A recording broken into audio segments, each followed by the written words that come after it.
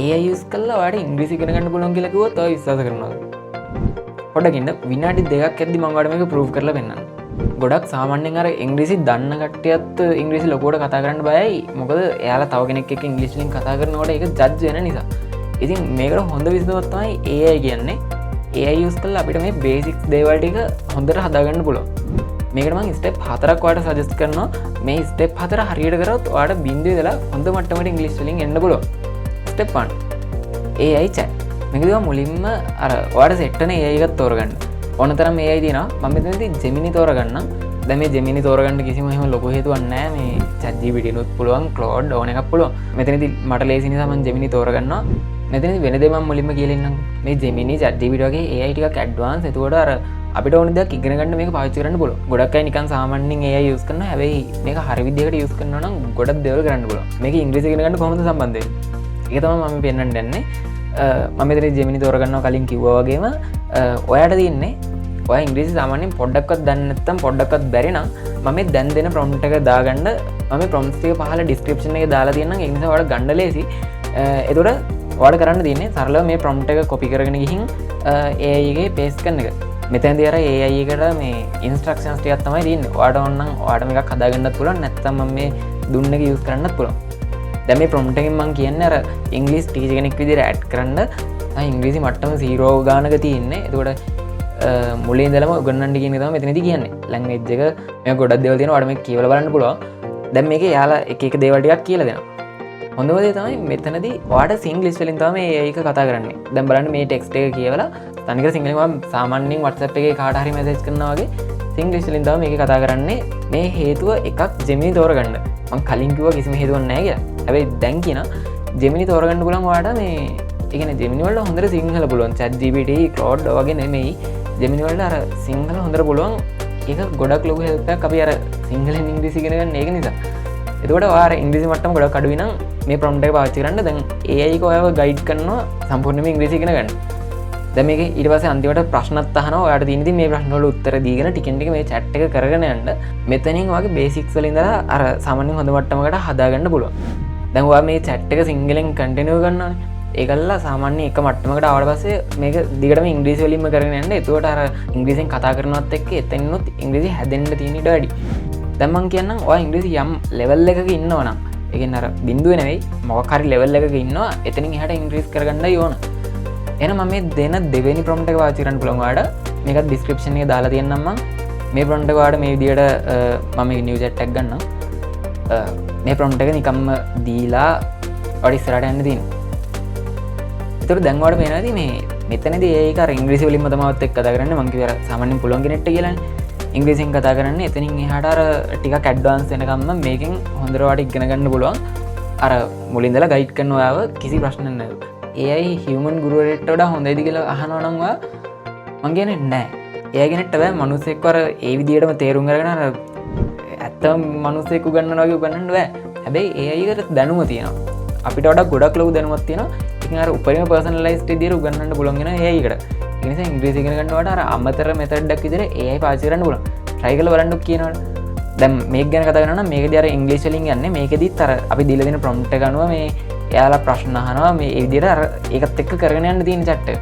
trust me ඔයා මේක හරියට කරනවා නම් මේකෙන් හොඳ ලෙවල් එකකට එන්න පුළුවන් ඉංග්‍රීසි වල. දෙවෙනි ස්ටෙප් එක. දැන් හිතන්න ඔයා මේ විදිහට ග්‍රැමර් ඔය සරල දේවල් ටික හදාගත්තා කියලා මේ chat කරන දේවල් වලින් හරි. එහෙම නැත්නම් ඔයාට ඒ දේවල් පුළුවන් කියනවා. ඔයාට දැන් ඕනේ අර නේටිව් කෙනෙක් එක්ක කතා කරන්න පුළුවන් වෙන්න. ඉංග්‍රීසි පුළුවන් වුණාට අපි අර ඇත්ත කෙනෙක් එක්ක ඉංග්‍රීසි වලින් කතා කරන්න බයයි.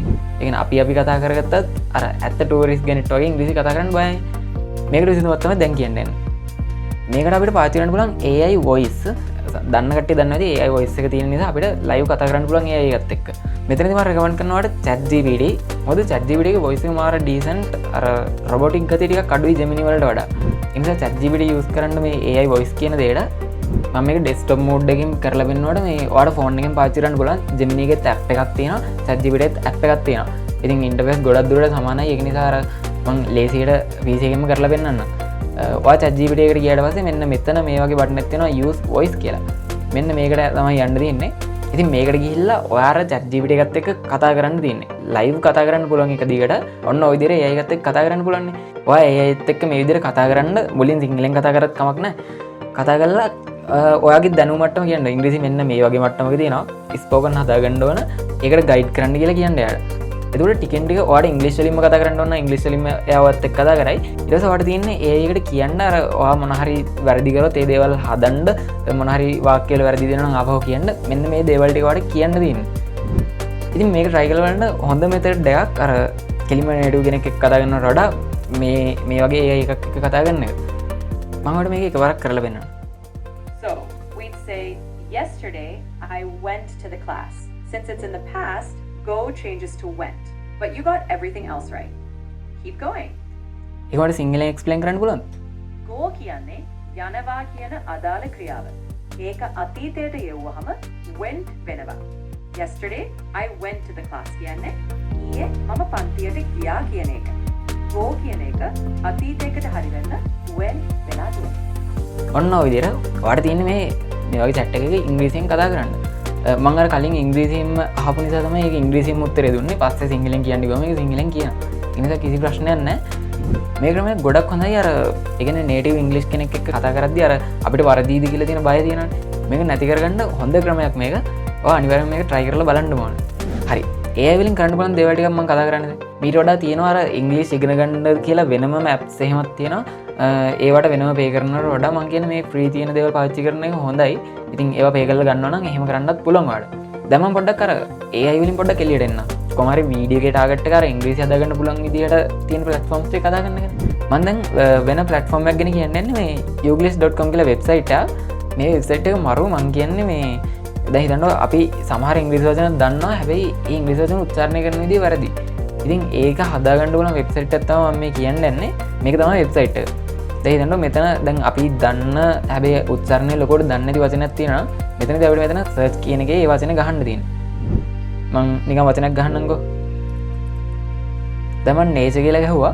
එතකොට අර YouTube මොකක් හරි වීඩියෝ එකක තියෙන nature කියන වචනේ කතා කරන තැන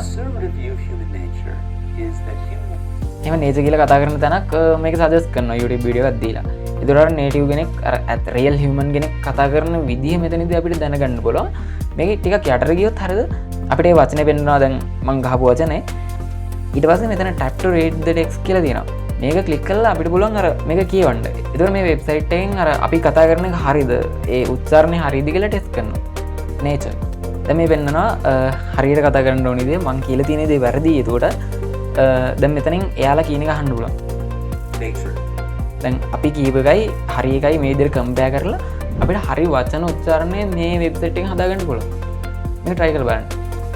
අන්තිම ස්ටෙප් එක දැන් අපි මේ එක එක විදිහවලින් ඉංග්‍රීසි ඉගෙන ගන්නවා. අපේ ඉංග්‍රීසි ලෙවල් එක අපි චෙක් කරගන්න ඕනේ.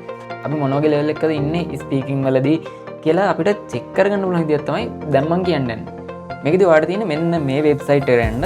මම මේකේ link එක පහලින් දාලා තියන්නම්. මේ වෙබ්සයිට් එකේ ඉංග්‍රීසි ටෙස්ට් තියෙනවා. ඒතර අපේ ලෙවල් එක චෙක් කරගන්න මේ ටෙස්ට් එකක් කරලා බලන්න පුළුවන්. ඒතර මේකේ ස්පෙෂල්ම දේ තමයි අර IELTS එක්සෑම් එක දන්නවනේ. ඉන්ටර්නැෂනල් ඉංග්‍රීසි එක්සෑම් එක. මේ එක්සෑම් එකේ ලකුණු දෙන සිස්ටම් එකට තමයි මේ අපි මේ ඔන්ලයින් කරන එක්සෑම් එකෙත් ලකුණු හම්බෙන්නේ. ඒක නිසා අපේ ලෙවල් එක ගැන හොඳ අයිඩියා එකක් ගන්න පුළුවන්. ඔයාලට කරන්න තියෙන්නේ මේ වෙබ්සයිට් එකේ දැන් මෙහෙම මම ස්ටාර්ට් කියන එක දෙන්නම්කෝ. ඔයාලට දැන් මුලින්ම මේ වෙබ්සයිට් එකට මොකක් හරි වගේ මේල් එකකින් ලොග් වෙන්න. දැන් ලොග් වුණාට පස්සේ මෙන්න මෙතන පෙන්නනවා මේ ටෙස්ට් එක ගැන විනාඩි 20ක විතර ඔන්ලයින් ටෙස්ට් එකක්. මේක ගැන විස්තර මෙහෙම තියෙනවා. ඉතින් අපිට මේ ටෙස්ට් එක මෙතනින් ස්ටාර්ට් කරන්න පුළුවන්. මේක ස්ටාර්ට් කරාම අර ඒ කියන්නේ අපිට මගදී ස්කිප් කරලා කරන්න බෑ. ඒකේ ටයිම් කවුන්ට් වෙනවා. ඒකටත් දාලා අපිට කරගෙන යන්න තමයි තියෙන්නේ. ටෙස්ට් එක ස්ටාර්ට් කරන්න. ඊට පස්සේ ඒකේ තියෙන ප්‍රශ්න අහන විදිය ගැන මෙතන විස්තරයක් තියෙනවා. මේ ටික කියලා බලලා ඉතින් අපිට මේ ටෙස්ට් එක කරන්න පුළුවන්. මේකදී අර ටෝකින් තියෙන හරියද අපිට සම්පූර්ණයෙන් මේක දේවල් ගැන කතා කරන්න දෙන්නේ. මේක ටයිම් එකක් පෙන්නනවා. අපි කතා කරලා මෙතනින් නෙක්ස්ට් කරන්න දෙන්නේ. ටයිම් එක ඉවරන්න කලින් අපේ වැඩේ කරලා ඉවරනවා. නෙක්ස්ට් කරන්න දෙන්නේ.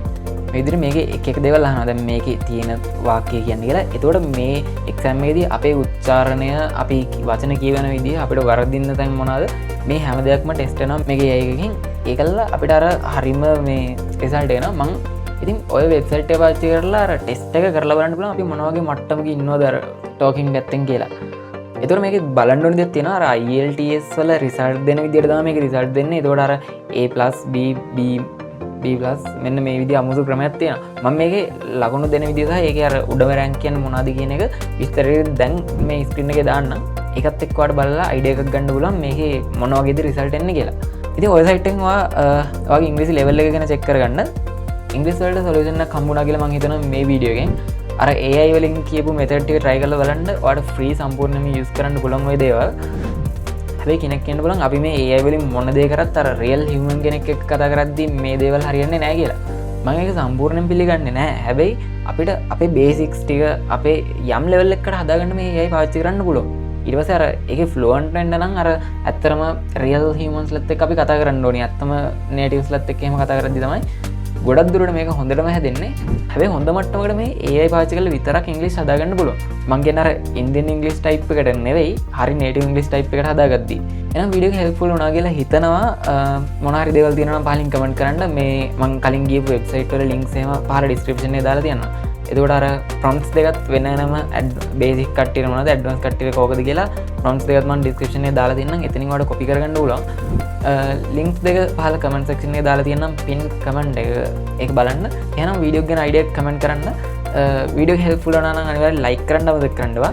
මේ වගේ වීඩියෝස් තවත් බලන්න කරන්න තියෙන්නේ subscribe කරන්න. එහෙනම් see you in the next one.